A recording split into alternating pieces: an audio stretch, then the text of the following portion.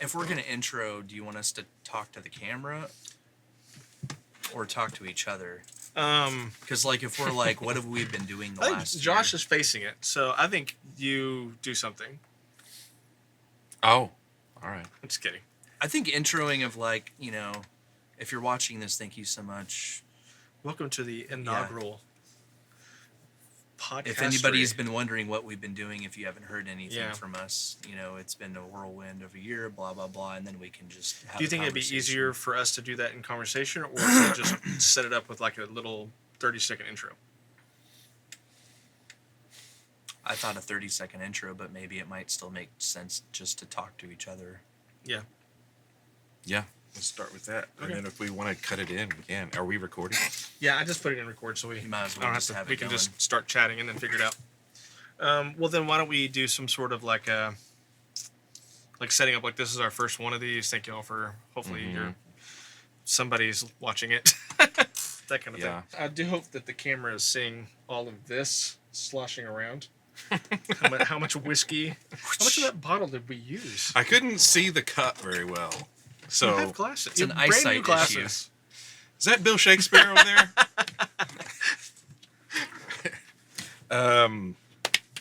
So yeah, I guess we can say like if you're watching this, you're probably wondering what this is.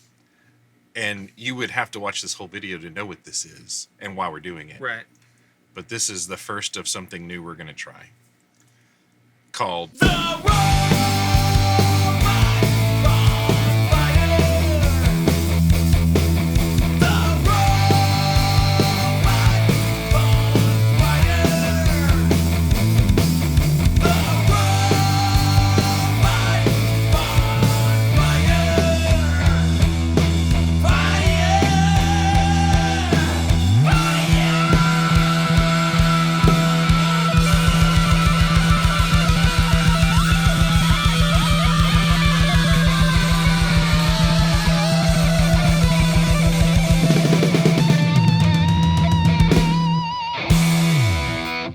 Let's go. Let's see All what right. we do.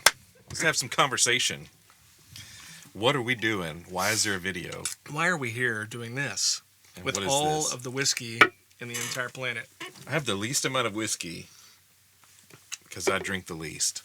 True. It's because you're the one that served That insinuates that I drink the most. I did the pouring. You're a heavy pour, that's for sure. That's true. Maybe So that's what this should be is called. my Heavy pour with heavy Robot pour Bonfire. with Robot Bonfire. Yeah. I guess there's a lot of backstory to where we are now and why we're here, because it felt like we had a lot of momentum going towards the end of last year. Right. We had just finished recording. We had a big feature in the paper.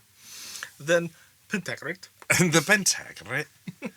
And Dallas Observer, thank you, Dallas Observer, a couple of times. And then we got a few shows lined up. And then venues kind of started closing they just didn't make it. And then we had a bunch of things going on in our families and our personal lives. And it started to just kind of throw more obstacles in front of us. Mm-hmm. Well, and I know some of the frustration we've had over the last couple of years was with a lot of the venues in both Deep Ellum and Fort Worth, for that matter. Well, and Denton. Mm-hmm. All of them a lot of them going under. And some of that goes back to COVID. Obviously. And honestly, I think some of what's closed down in the last year is still residual from COVID. Some of that, yeah. But also from retailers moving into Deep Ellum or crime. I don't know. There's a lot of reasons why we've lost. I don't know how many we've lost, but it feels like for a while there, it was like we'd find out every other week another one was going down. Yeah. And it's been really frustrating because a lot of them are the ones we started out playing in. Yeah, that's what was scary at first. We thought everywhere we played shut down the venue. We started to think of ourselves as venue cancer. It's me. I'm the problem. Yeah. Jimmy has a gas problem. We're the common denominator. Well, and we looked into also, and we're not fully closed off to looking outside of the Dallas-Fort Worth area, but like we were saying, we've all got so many things going on. Well, even that, though, we did South by Southwest in Austin 2 years. The second year I'd broken my ankle, so that was a pain. But the third year was COVID. Yeah. When everything got shut down. And then from that point on, it opened back up the next year, but we didn't even mess with it because we didn't know how many people are going to return. And anyway, long story short, we haven't been back. Yeah. Well, and we, not to sound like we know it all, because we don't. We're still trying to figure this out. But we have been doing this for now about 10 years as far as doing shows. Yeah. At least locally. In this band. We did shows in other bands. But I think that, even trying to just get some sort of a local momentum going, it just started making us think, because there's been a couple of times we really got a good momentum going. We got some good connections, some great venues to play, good opportunities. But I think that what we're starting to just ask ourselves is that how people consume music now? Yeah. That's what we're really, on top of the other things that we've got, like, we have to rethink this because we got some obstacles to deal with, which we can talk about. But I think the other piece was just, even without those, we've noticed, like, there's venues closing. There's less people going to hear original bands. Right. There's a lot of tribute bands. With no shade to them, but that's what people are doing. But on that note, that's something I didn't ever really factor in, was having to contend with tribute bands. That wasn't really a thing when we were playing back 30 years ago. Yeah. Not to say there weren't cover bands, but now it seems like the tribute band has become such a thing that you lose gig spots. It is the thing. Yeah. There are people that we are friends with. You probably need these lights. I wonder if that'll help. Sorry. Nice. There are people that we're friends with that are in original bands and fund it with being in a cover band or tribute band. Mm-hmm. And I know, like, we've been covers. We've done lots of cover stuff. We've funded some of our stuff with money from cover gigs. And matter of fact, all of our merch and stuff we bought was off of the first time we played Harley or Sports Gig, one of those. I can't remember, but we spent all that money buying shirts and things. Yeah. And those can be really fun. I think, though, what we enjoy is the creativity of writing. Yeah. We enjoy performing, but I feel like I'm more of a creator than a performer. Mm. But we've noticed, like, we're not, like, putting on wigs and costumes to be in a tribute band, but it's coming. I'm not opposed to it. The Go-Go's isn't really being done right now. True. The Go-Go's cover band? I look just as good as any of those girls. Should be called the no-nos? The stop-stops. Stop-stops. Quit. No. The no-nos. No. The hell knows. If we all dress like women, well, automatically I'll stop right there. Double our following. We've never really done the tribute thing, but we have done a lot of cover gigs, and they are fun. There's, just to reiterate, there's nothing wrong with it, but it's just not something. Back in the day, it was like you were contending with other original bands for spots to play gigs, or trying to, like, partner up with them and put together a bill. But the new wrinkle of throwing in the tribute band, the problem is the tribute band typically does an entire night, so it's not like there's an opener, a middle, and a tribute band. It's just them. Yeah. And so those spots in those gigs are now being.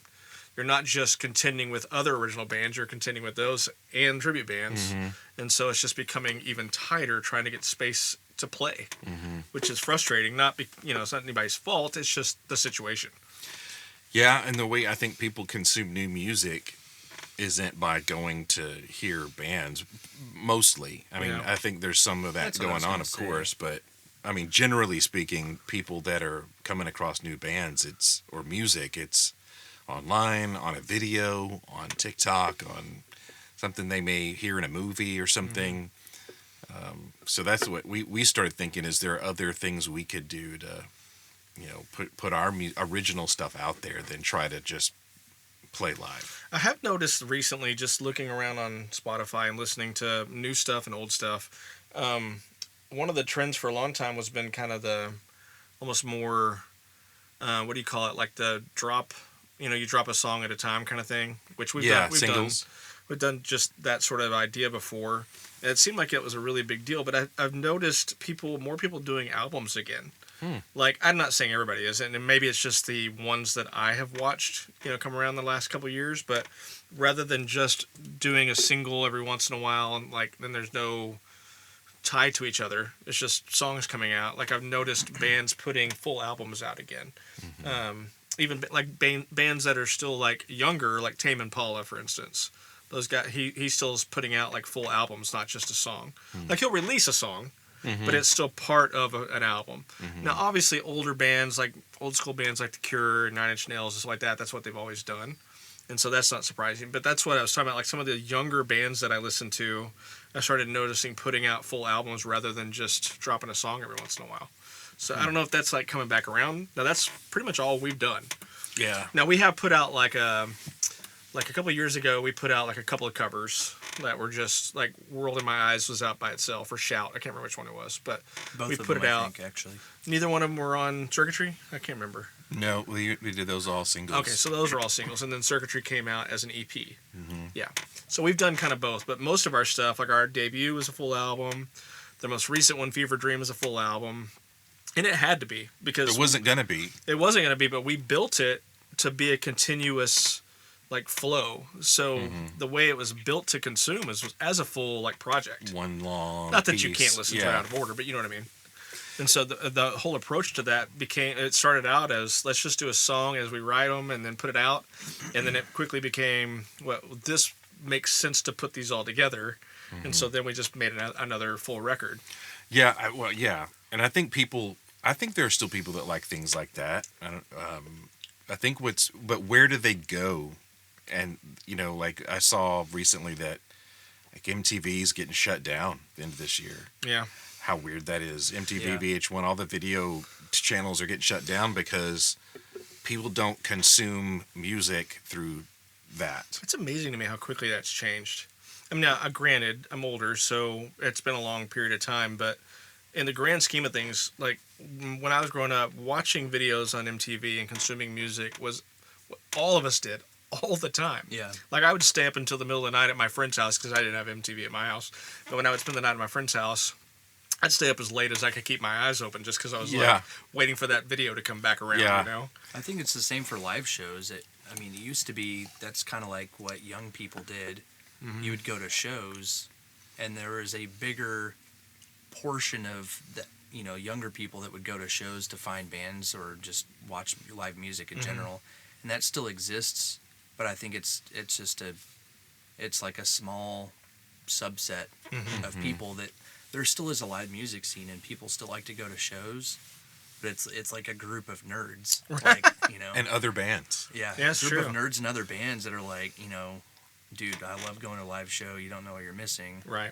And the vast majority of the rest of like the younger age group, or they're just listening to things online. They have Spotify Premium and they just cycle. They may never go to a live show. It goes without saying, but the internet completely, changed everything. People still watch music videos. They just don't have to tune into MTV.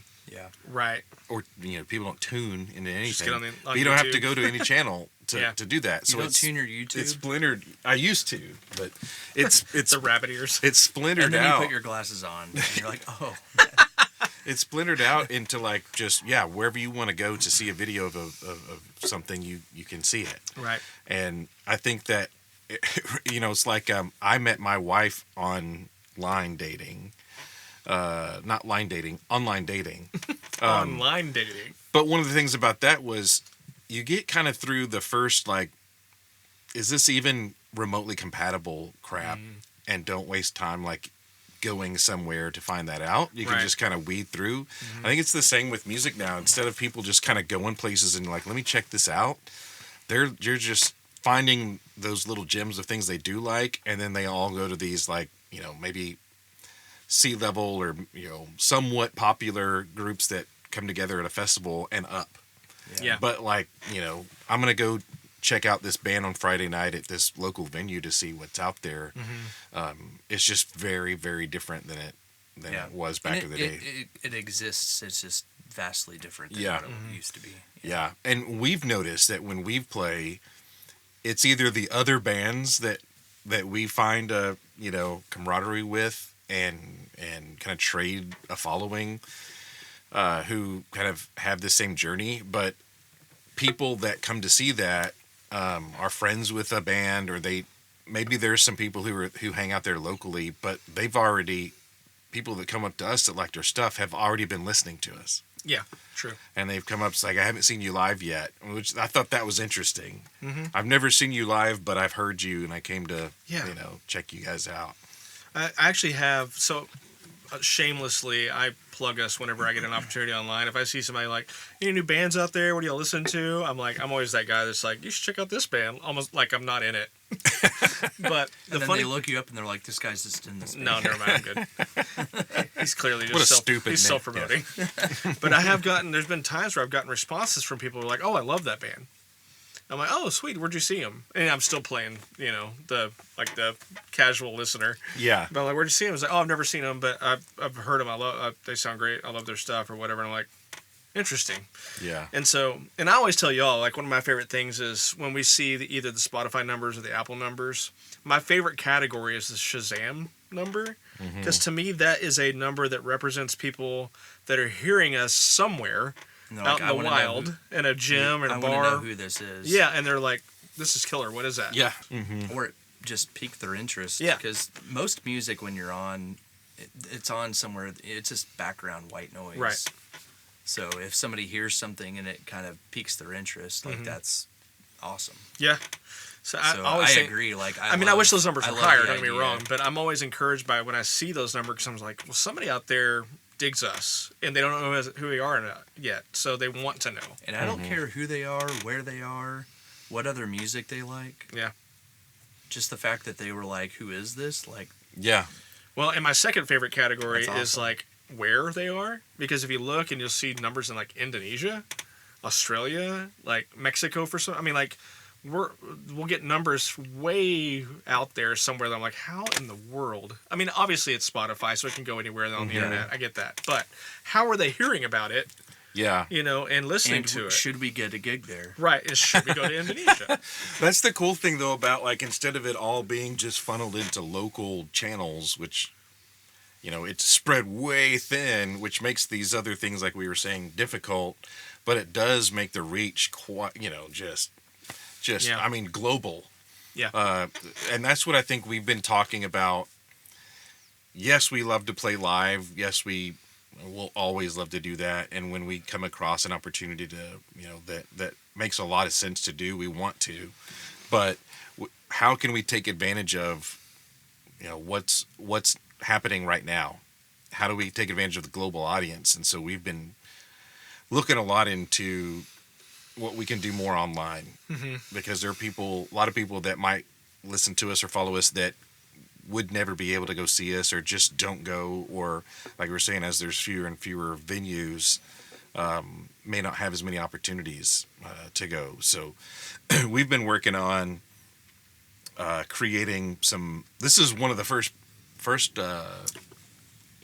I guess attempts at putting some content out there, but this musically, is pretty much the first. Yeah, we haven't put anything out. Well, to give some context, couldn't not think of the word. Give some context. So we put our album out last Black Friday. I remember that well. So basically right before December started, we put our new album Fever Dream out, and we got fantastic reviews from Dallas Observer, and then they even put us on like the best, I think, top 10 of 24. Oh, 24, top 10 albums of 24, something like that, which was awesome. And then we had all these expectations of playing gigs, which we started kind of booking stuff. And then we started running into family things. I did something where I tore tendons in my elbow, so I've literally been dealing with this since like April for 8 months now. And so we just kept hitting all these like weird things or venues that we were having a hard time getting other bands to book them and stuff like that, where we just kept hitting these brick walls. And so we finally got to a point where we're like, we want to play, but at the same time, there are physical and other reasons why we're just unable to at times right now. And so we were just like, I still want to connect with an audience. I still want to put ourselves out there and either connect with the people that already listen to us and are hopefully watching this or listening to this, and hopefully gain some people to watch this and listen to this. So we wanted just to be able to do what we can do outside of playing, which is getting on camera or getting on microphones and talking about who we are or what we struggle with or whatever. And so that's kind of what led us to sitting around this table in this small studio and talking about venues. It was just us getting an opportunity to kind of get ourselves out there. Since we can't play, we still want to connect with people. And so this is the inaugural version of this, but that's kind of what got us here. Is we want to start doing more online content and more things like that versus just waiting for venues to open up, you know? Yeah. I think we can have a better reach if and more continued like new content if we just start going this route, like whether it's conversation or new music. And we've been creating a lot of stuff. Yeah, we've been writing. We just haven't really put anything out yet. There's some things we've really tried to work on, kind of finalizing an arrangement, but we've spent a lot of time just kind of organically, spontaneously coming up with things. Well, that's the other part of what we're doing here too. It's not just we're not just trying to create content or songs or something to get people to listen to us or followers. I mean, this is like a cathartic thing for us. Some of the best practices we've had is when we had real life stuff happen, and maybe we even had to skip some practices because one or multiple of us were out, and we come together and we're just like, sometimes we don't even hardly talk to each other. We come in here like, playing. Man, it's been a long couple of weeks. And we just set the lights low, and we're just like, I just want to play. Let's just mess around. And the next thing you know, 2 hours have gone by and we haven't stopped playing. Or more than that. Yeah. And we... Well, we started talking about how, like, this is therapy to us. Yeah. You know, getting to be together and play together and create together, which is kind of what led to the idea of calling this group therapy. You know, when we're doing this sort of context, because it's that time that we're spending creating together and just playing off of each other, you know, in a group setting like that. Whether it's actually behind our instruments or just hanging out together, is the time that we get to kind of just, I don't know, self-medicate with creativity and music and all that stuff. So and liquor, apparently. One thing that, I mean, I'm sure you guys are both this way, but like music gets me through the day. I don't know what I would do without music, just in general. Like listening to music well before I started playing anything. Can I ask a weird offshoot question based on that? Are y'all able to listen to music when you go to sleep? No. I can't. I'm incapable of it. Like, I can watch a show. Like, I usually watch The Office or something like that at night, something I've seen a million times because I sit there. Focus on what I'm listening to because I love music so much. So that's what I was gonna say. My brain won't stop. My mind, like, I'll lay there trying to chill, trying to like calm down and listen to music, and my mind is going off on all these tangents about how's he playing that? What's the time signature? What's the what what's key the key is that in? What pedal is he using? I like that melody, but I would have done that. Yeah. Like I can't. It's like I cannot turn it off, and all that does is stimulate me to the point where I can't sleep. We've even gotten to where we're watching shows when we're trying to like get sleepy at night that don't have much of a theme song. Yeah. Like I think of like Frasier in the middle, and a lot of modern shows don't have as much. That Frasier theme Somebody's song watching at the end. It is. Yeah. Somebody's watching this that wrote the Frasier theme song. And they're like, oh, come on. No, he's not. That guy's at least 80 years old. Pretty sure it was actually Frasier. He I think you did. Yeah, Kelsey Grammer. If you're watching, Kelsey. Yeah, Kelsey. Thanks for listening. Like I said, yeah. I guess where I was going to though is that like we get together and write music and do this cathartically, and it's something that kind of gets us through our own stuff. And a lot of creativity comes out when we just need to shut down and just play. And the thought of somebody else hearing something that we've written, and that gets them through like part of their workday with headphones on, or a run, or something they're working on in their house. Like that to me is like awesome. Yeah. And that makes me feel good, and like, something that I created with a group of people that we're bringing out our creativity to just kind of like get through, sharing it, like as a cathartic thing, and then you're using that or listening to it, and you're like, man, this is getting me through whatever I'm going through. Yeah. It's like my church. Like, yeah, for sure. Maybe that's something we do sometime. Is maybe we'll just do a church with the Robot Bonfire one time live or something, and just you'll hear mistakes and messes, but. Yeah, I'm curious if we have enough of an audience of people that just want to be a fly on the wall, and watch what our practice is like, or what we're like when we just turn the lights off and play and just improv for, like we were talking about a while ago, for 2 hours. If there are people that are interested enough to be like, I just want to see what that's like, or I want to be in the room when that's happening, Yeah. I mean, I've realized too, I've always kind of known, but I've realized even more in the past couple of years, with music, that's not necessarily common for people to use to have music like that as a part of their life. I mean, I think everybody loves music. Everybody has their favorite, artists, and they like their workout playlist and their, go to work playlist, and they listen to things while they're cooking and things like that. Music's a huge part of everybody's lives. But most people aren't going to listen to something and think about how did they compose this, right? And what were they? How did they go about doing it? And thinking from a artistic standpoint, it's just entertaining, right? Yeah, and some people too may have their own interpretation of what you're doing, especially like lyrically. Like think of all the songs that people have.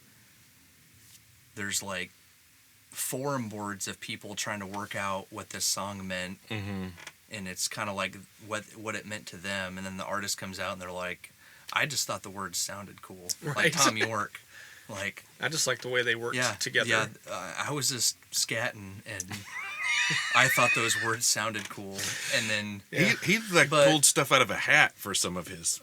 But lyrics. I think that's like literally. I think that some of it too, though, is some people have their own playlists of songs that. Some are mainstream, some are maybe bands they know, but it means something to them for whatever reason, and it may have nothing to do with anything that we or any other band that wrote those songs were aware of or intended. I've had this conversation with my wife because she's not, she can sing, and she actually was in a band years ago singing and playing, but she's really more of a casual, like she loves music, but she's more of just a consumer of it. And so I've had those conversations with her because I'm always curious about that, because first of all, I'm very OCD and I overthink everything. But when it comes to music, my brain, it's just wired differently in that way, so that I literally overthink and overanalyze every piece of it. It's like I can't not do it. And so I always wonder what other people feel like. But the casual listener, like my wife is a great example of that, because she loves music, but she's not thinking about any of the things that I'm thinking about, Yeah. Not that she's not thinking about it, but she just is enjoying it or thinking about the lyric or the melody, with the part that's hitting her. But that's where it pretty much stops. Yeah, it's just consuming. Yeah, and I know I drive her crazy because I'm like, this part is really ripping off that song, or this this rhythm is. They didn't play that to a click. I think it is different for sure for a musician, because I remember being younger and just listening to songs where I was kind of like holistically hearing the song, and I'm like, I really dig this, or I don't. And then when I started learning guitar, every song I listened to, like, you could ask me about the lyrics or the bass part of the drums, and I'm like, I have no idea what you're talking about. Right. Because I'm like hyper focused on the guitar. That's bad, because you're our bass player. Right. Well, and then I started playing bass.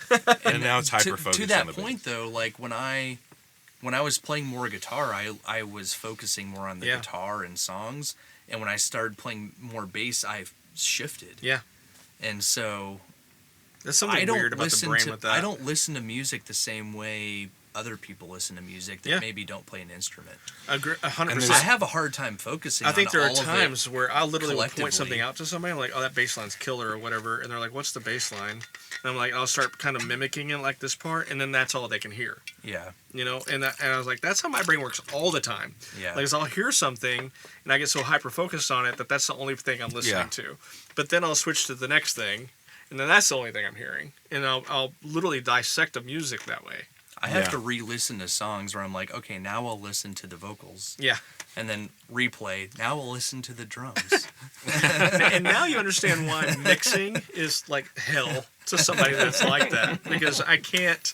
It's hard for me to go through and listen to a mix that I've worked on just as a cohesive piece versus focusing on what does the kick drum sound like, or what does that bass tone sound like, or what is... it's like I'm constantly focusing on things that I want to either push more or fix or whatever, It's like my brain will not let me not do that. Mm-hmm.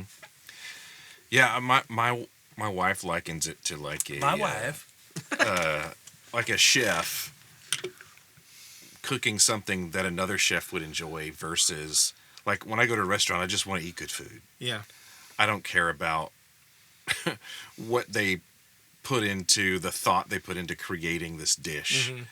I just don't think that way. Right.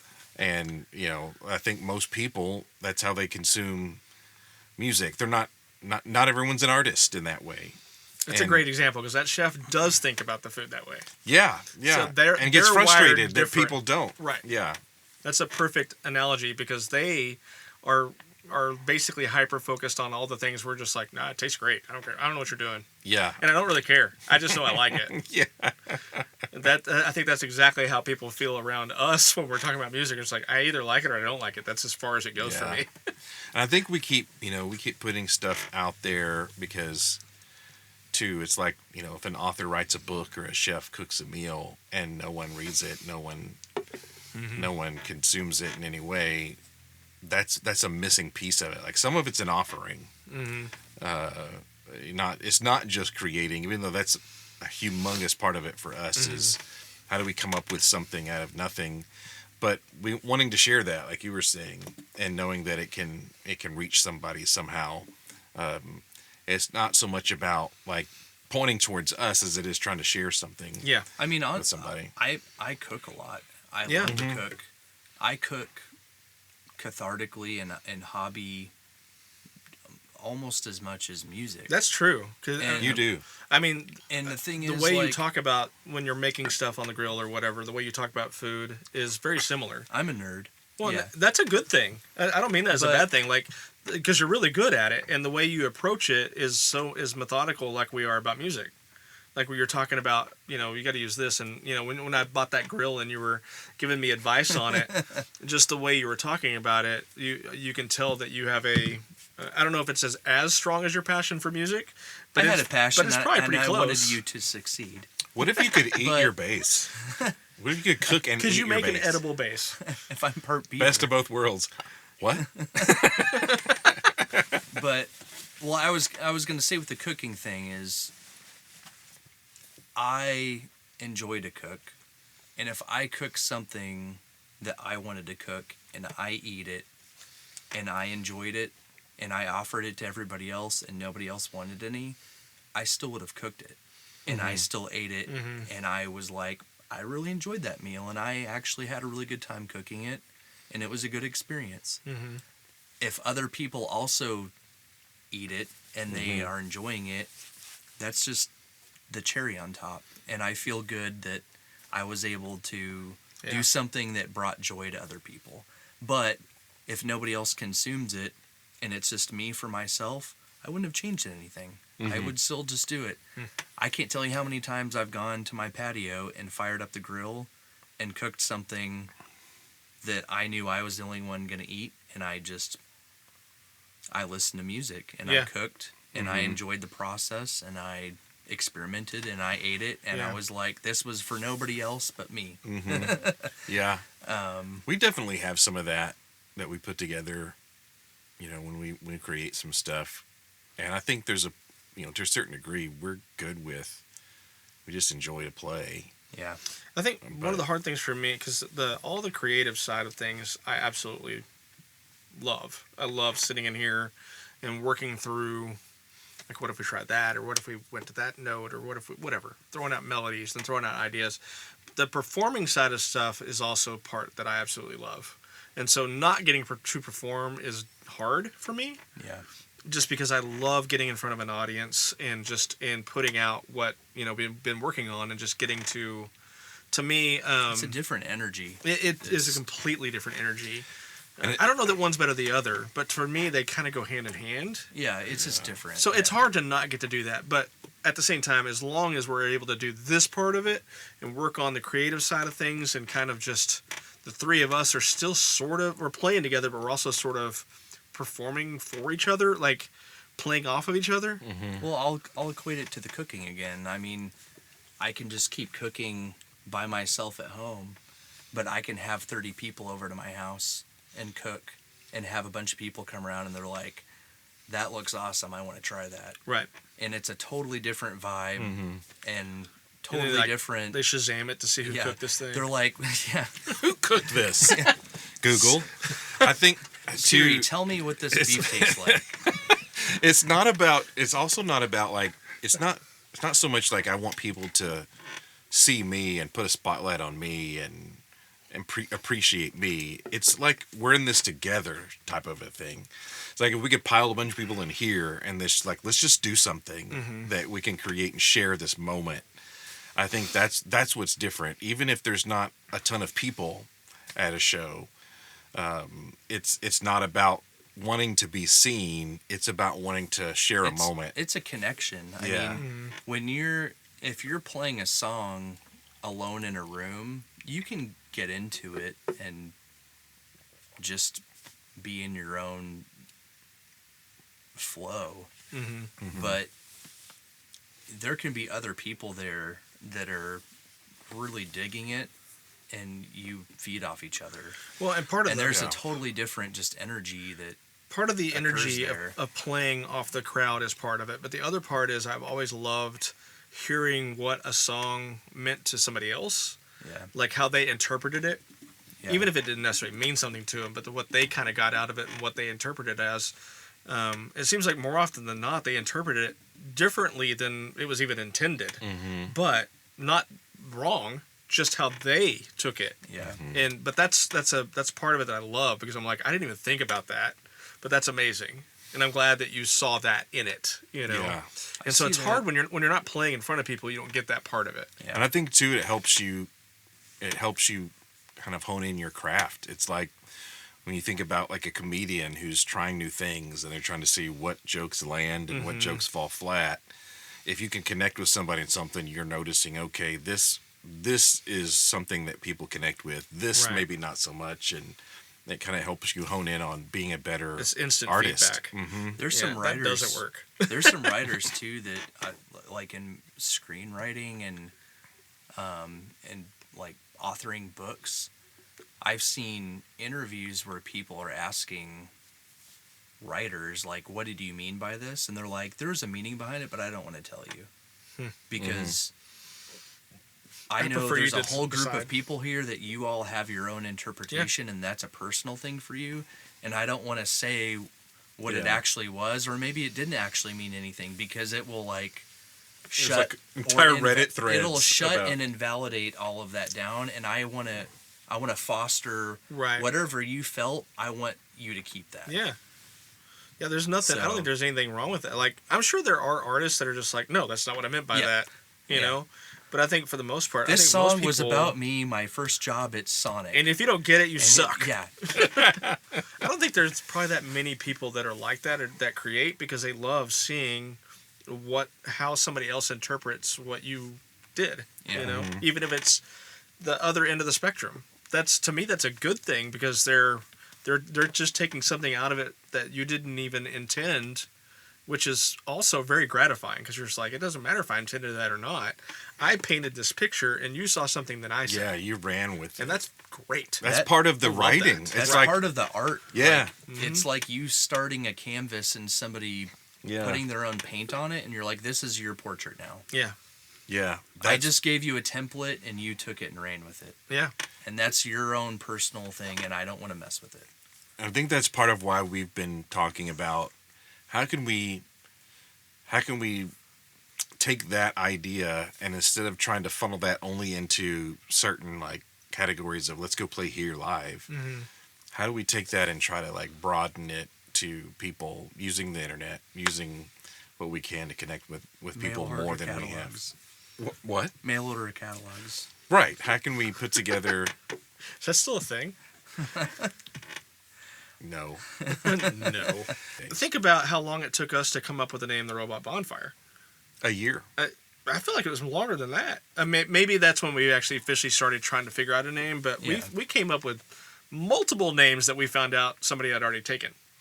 Like, we kept doing searches. We would randomly say some phrase. We even used like a random Ronald band Ray name. Guns. Yeah, There's no way there's a band called Ronald Ray Guns. That was one of my favorite ones. Was Ronald Ray Gun, and then sure enough, there's like some punk band from up north called Ronald. I was like, what the hell? How is that possible? We had to use a there was a website. There? Yeah, it was a website. We do a random like generator for band names, and a lot of them were Fat Shadows. Yeah, is that still out there? Has that been taken? I think that was a band. At least it was. Punching Nuns. Yes. And what was beautiful about that, it was, are the nuns punching people, or are people punching nuns? So that all came from, you remember that, y'all know this story, but those little puppets. The puppet where you would pull the things in the it would do this. There was a nun one. And I was like, I love that little punching nun. And so that's where the name came from. And then I can't remember do we remember what kind of band it was, or we just found out that there was somebody out there with it? I think we just found it. We just Googled it. It seemed like everything we came up with that was incredibly random was already taken. Yeah. We would search like iTunes or Google or whatever just to see. We give up. That's so part we of went through that for a year. Part of our name is just finding something no one had. Yeah. Anytime anybody asks, like, what does Robot Bonfire mean? It's like, it means that it wasn't taken.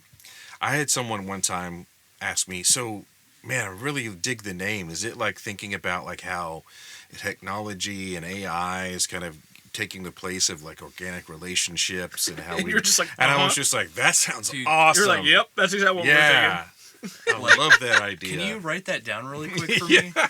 I want to be able to cough that back up. Go make next a time bio. someone asks me. Actually, So, it doesn't mean any of that, but we're going to use that from now on. Yeah, that's exactly what Yeah, we're trying man, to do. totally. You're like, hit the nail on the head. I'm surprised you caught it. You said it better than I've ever said it. Also, can you repeat that? Yeah, I'm going to need that.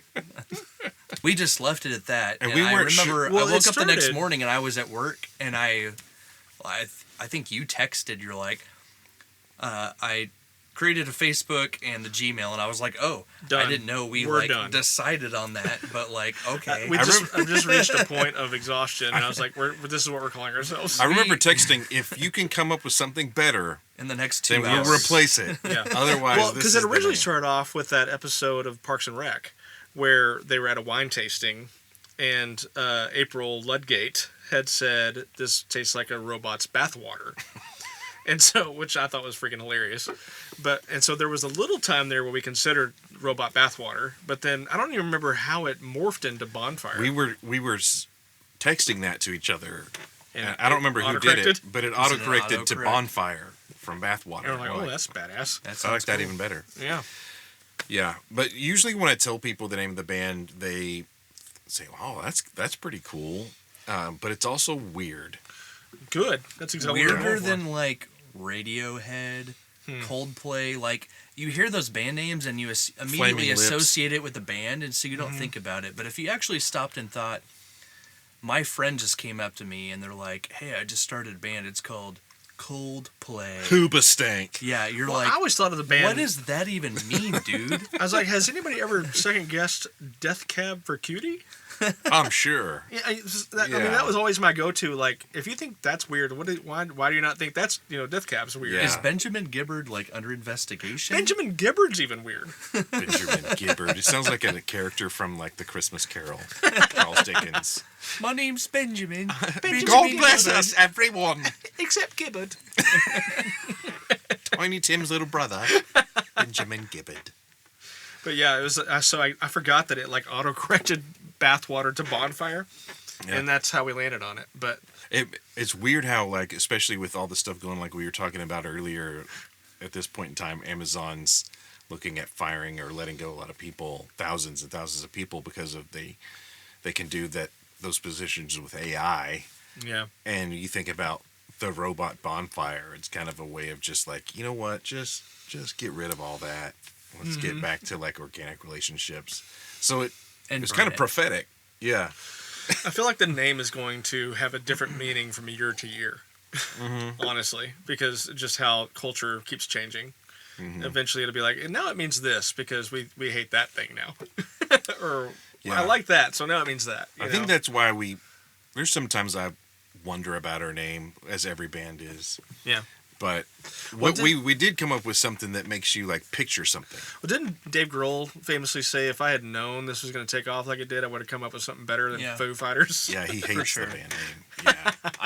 I've had some ideas of like if I could do animation, which I can't, but I've thought about video ideas where there's robots that are kind of like traveling through a desert in the dark, and they come together and like there's a bonfire, and it's kind of like you're emotionally numb and kind of a robot, and you see this like kind of spark of humanity or community, and you're like, wait, what's this? Something more organic. And it's like something more organic, and it's like making them wake up and kind of like transform back from like I'm just a robot. Dude, that would be a killer video for Awakening. It would. Yeah, it would. Like robots jumping into a bonfire and then it burning off like all the metal and they are like people. I like that idea. Now we just need somebody that's watching this that's an animator to help us make this. Just AI it. We should mention Cole. That dude like made all of our art. Well, not all of it, but the most. Like he did our debut album, like the Fire Girl Circuitry album cover is killer. That's actually on my kick drum. Like I'll love that one forever. The most recent one, a lot of our T-shirt designs. The most recent one was just something we did, but Cole's done a ton of our graphic design, which has been really cool. And he hasn't gotten paid near enough for it, but no, he's designing like T-shirts and all kinds of things, and he does it well. He does really well. Yeah. One thing I wanted to do, it's too late. We had to build this audience first, but as we're building this audience, I would love to start having y'all, those of y'all that are watching and listening to this, either get in the comment section on YouTube or I think there's a comment section on the podcast on like Spotify and stuff, right? Get on the comment section and ask us questions. Or bring up like, I would love to hear the story of this song, or I'd love to hear the story of how y'all got together, or whatever. Why are you even doing this? Yeah. What's the point? What are you doing? You know, I would love to hear questions from people, or bring up like things they're curious about that we could maybe answer, or make that a topic for a night or whatever. I don't know. Yeah. What do you want to know? What do you want us to do? Yeah. Tell us. And if you don't respond, we'll just keep making stuff. We're going to keep making up our own stuff and talking about whatever we want to. But if we get responses, we'd love to actually answer questions, or just, you know, those things are fun for us to talk through. Just how'd y'all get together kind of thing, or, you know, whatever. We'll probably hit that stuff at some point anyway. But if there are questions out there for people that are watching and listening to this, we'd love to have them. And hopefully we can kind of start answering those. Until next time. And we made it all the way through this without you spilling that drink. I did. As soon as I hit cut. So this has been Group Therapy with the Robot Bonfire. Thank you. Clinky. And we didn't record any of that.